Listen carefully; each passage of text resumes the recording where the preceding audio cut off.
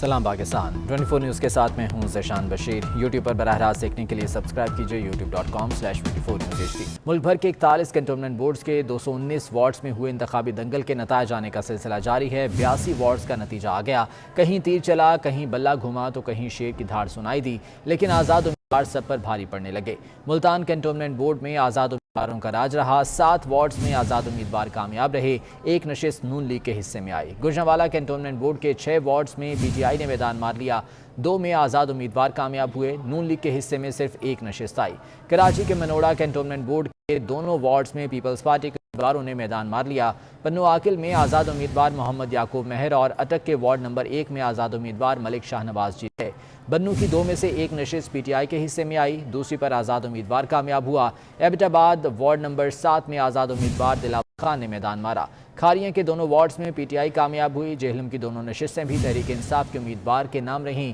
Mangla cantonment board کے ward number 1 میں نون league کے طارق خان جیت گئے، دوسرے وارڈ میں آزاد امیدوار کامیاب ہوا۔ مری میں نون لیگ اور پی ٹی آئی کے حصے میں ایک ایک نشست آئی۔ کنٹونمنٹ بورڈز کی 7 نشستوں پر امیدوار بلا مقابلہ منتخب ہوئے۔ لاہور، راولپنڈی اور پنو عاقل کے ایک ایک وارڈ میں امیدوار کے انتقال کے باعث الیکشن ملتوی کر دیے گئے، جبکہ کامرا کے 5 وارڈز پر بندی کے تنازع کے باعث الیکشن نہیں ہوا۔ اسی بارے میں مزید جان لیتے ہیں، راولپنڈی سے عثمان جاوید ہمارے ساتھ موجود ہیں۔ عثمان بتائے گا اب تک کتنے نتائج موصول ہو چکے ہیں اور کیا مجموعی صورتحال دیکھ رہے ہیں آپ؟ دیکھیں، راولپنڈی کنٹونمنٹ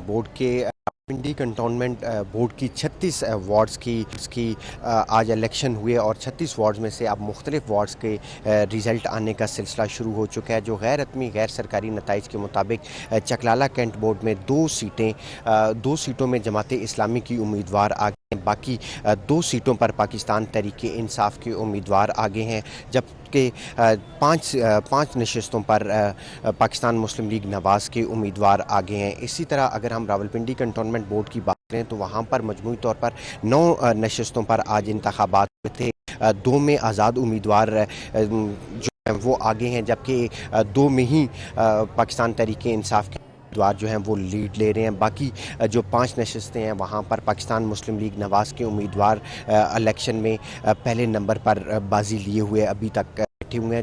باقی تمام جو پولنگ سٹیشنز ہیں ان کا ریزلٹ کی کاؤنٹنگ کا سلسلہ جاری ہے۔ غیر حتمی غیر سرکاری نتائج کے مطابق واہ کینٹ کے 2 وارڈز میں پاکستان تحریک انصاف کے امیدوار پہلی پوزیشن پہ ہیں، جبکہ غیر حتمی غیر سرکاری نتائج کے مطابق مری کی ایک وارڈ میں پاکستان تحریک انصاف کے امیدوار نے میدان مارا ہے۔ اب تک جو غیر حتمی غیر سرکاری نتائج کے آنے کا سلسلہ جاری ہے، ابھی تک ریٹرننگ افسران کی جانب سے سرکاری اعلان نہیں کیا گیا تمام جو وارڈز ہیں۔ اس حوالے سے مجموعی طور پر راولپنڈی میں 36 وارڈز کا ابھی تک ریزلٹ سرکاری طور پر اناؤنس ہونا ہے۔ اس کے ساتھ ساتھ جو پریزائڈنگ عملہ تھا اس کو بھی متعدد مشکلات کا سامنا کرنا پڑا اور ان سامان اور جو انتخابی جو سامان جمع کراتے وقت مشکلات کا سامنا کرنا پڑا اور پریزائڈنگ افسران جب آر او کے پاس شکایت لے کر گئے، سی او کینٹ بورڈ جو ہیں وہ آر او ہیں 6 سے 10 وارڈ کے، تو انہوں نے پریزائڈنگ افسران سے ملنے سے انکار کر دیا اور عملے نے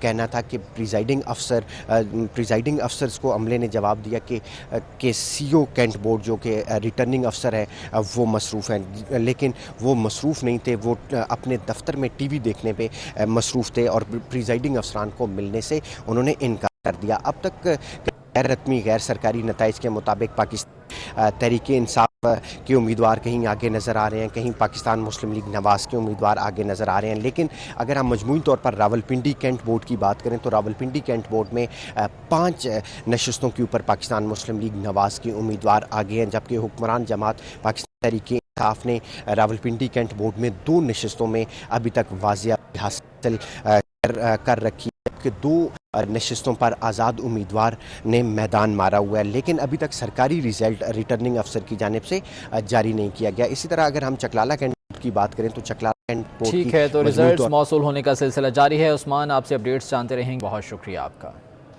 ملک بھر کے کنٹونمنٹ انتخابات میں بھی جھگڑے، مار کٹائی اور نوک جھونک کے واقعات ہوئے، پولنگ رکنے کی روایت قائم رہی۔ تفصیلات کے لیے یہ رپورٹ دیکھتے ہیں۔ اور اپوزیشن لیڈر شہباز شریف کا کہنا ہے کہ کنٹونمنٹ بورڈ کے انتخابات میں مسلم لیگ پر عوام نے اعتماد کا اظہار کیا، اس پر وہ اللہ تعالیٰ کا شکر ادا کرتے ہیں اور یقین دلاتے ہیں کہ عوام کو مایوس نہیں کریں گے اور ان کی مشکلات اور مسائل کو حل کرنے میں کوئی کسر اٹھا نہیں رکھیں گے۔ اپوزیشن لیڈر شہباز شریف نے ٹویٹ کیا ہے جس کا یہ کہنا ہے کہ کنٹونمنٹ بورڈز کے انتخابات میں مسلم لیگ پر عوام نے اعتماد کا اظہار کیا ہے اور اس پر وہ اللہ کا شکر ادا کرتے ہیں۔ انہوں نے کہا کہ وہ یقین دلاتے ہیں کہ عوام کو مایوس نہیں کریں گے اور ان کے مشکلات اور مسائل کو حل کرنے میں بھی کوئی کسر نہیں اٹھا رکھیں گے۔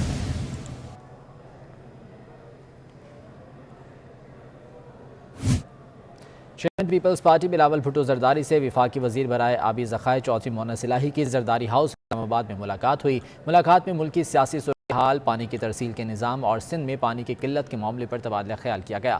اس موقع پر بلاول بھٹو نے چودھری مونس الہی سے چودھری شجاعت حسین کی خیریت بھی دریافت کی۔ چیئرمین بلاول بھٹو زرداری نے چودھری مونس الہی سے چودھری پرویز الہی کے لیے نیک تمناؤں کا اظہار بھی کیا۔ ملاقات میں پیپلز پارٹی کے سینیٹر مصطفیٰ نواز کو بھی موجود تھے۔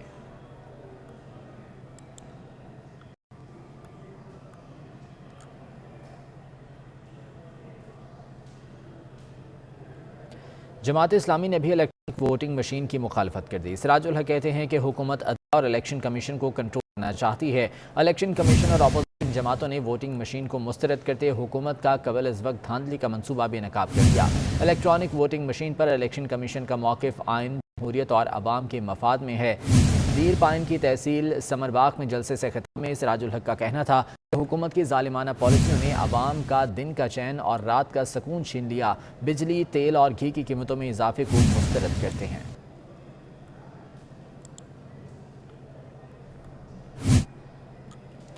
اسلام آباد میں میڈیا ڈیولپمنٹ اتھارٹی بل کے خلاف صحافیوں اور سول سوسائٹی کی ریلی نکالی گئی جس میں وکلاء اور سیاسی جماعتوں کے رہنماؤں نے بھی شرکت کی۔ مظاہرین نے پارلیمنٹ ہاؤس کی گیٹ کے سامنے پرامن دھرنا دیا ہوا ہے۔ اسی بارے میں مزید جان لیتے ہیں، صبا بجیر ہمارے ساتھ موجود ہیں۔ صبا، بتائے گا ابھی کی کیا صورتحال ہے یہاں پر؟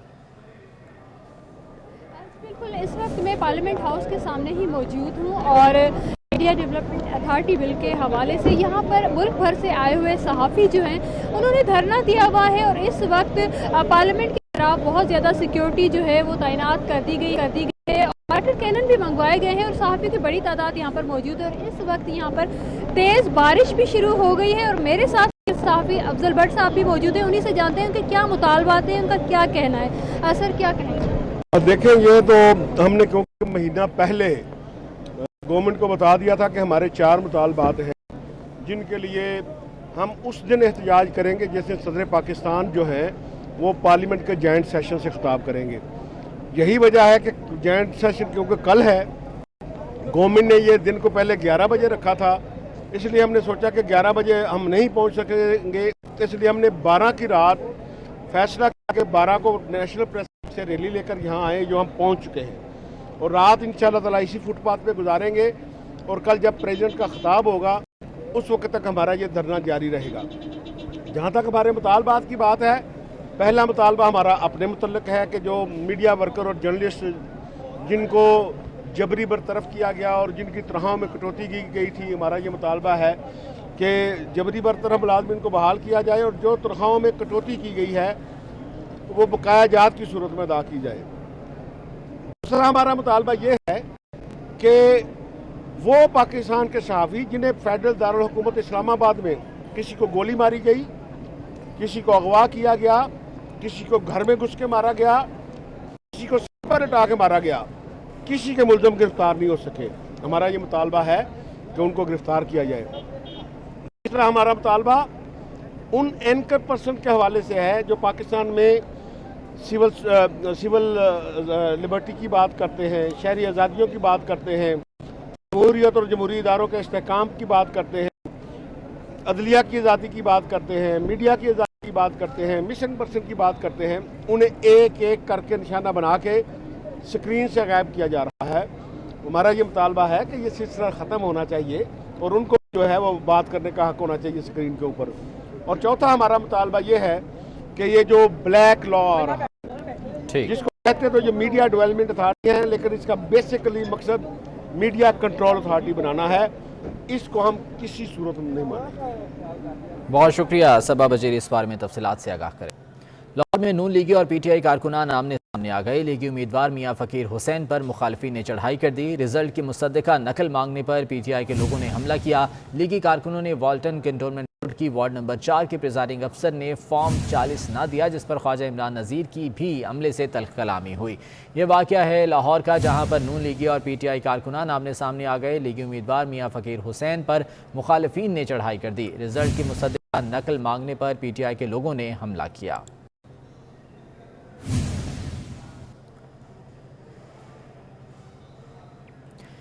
آذربائیجان کی میزبانی میں آذربائیجان کے شہر باکو میں سہ ملکی فوجی مشقوں کا آغاز ہو گیا۔ آئی ایس پی آر کے مطابق فوجی مشقوں میں انسداد دہشت گردی کے پہلوؤں پر ڈرلز ہوں گی۔